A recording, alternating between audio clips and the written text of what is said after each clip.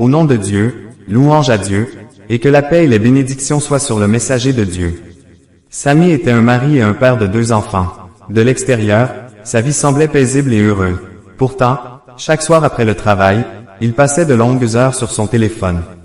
Ce qui avait commencé par de simples conversations sur Internet s'était transformé peu à peu en une relation interdite avec une femme qu'il ne connaissait qu'à travers un écran.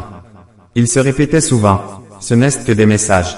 Ce n'est pas si grave. » Mais sans s'en rendre compte, cette relation commençait à prendre une place de plus en plus importante dans sa vie. Sa femme remarquait son absence, même lorsqu'il était à la maison. Il parlait moins, souriait moins et semblait toujours préoccupé. Ses enfants, eux, lui demandaient souvent de jouer avec eux, mais il répondait presque toujours, plus tard.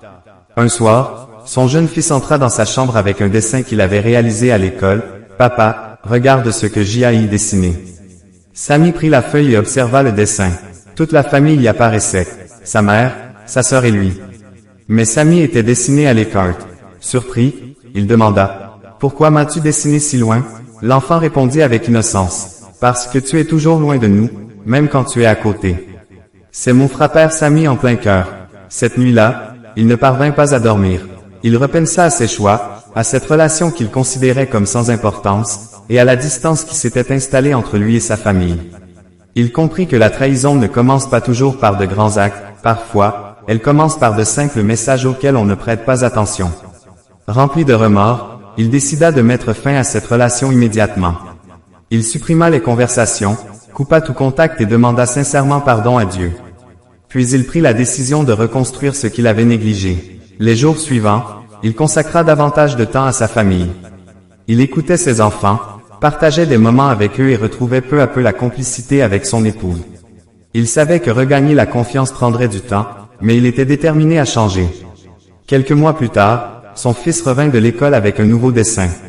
Cette fois, toute la famille était réunie, main dans la main. Et Samy se trouvait au milieu. Son fils lui sourit et dit, « Regarde, papa, maintenant, tu es avec nous. » Les yeux de Samy se remplirent de larmes. À cet instant, il comprit que la véritable richesse n'était pas derrière un écran, mais auprès de ceux qu'il aimait réellement. Morale. Une faute peut commencer par quelque chose qui semble insignifiant. Mais lorsqu'on reconnaît son erreur avec sincérité et qu'on choisit de changer, il est toujours possible de réparer ce qui a été abîmé et de retrouver le chemin de sa famille. Que la paix, la miséricorde et les bénédictions de Dieu soient sur vous.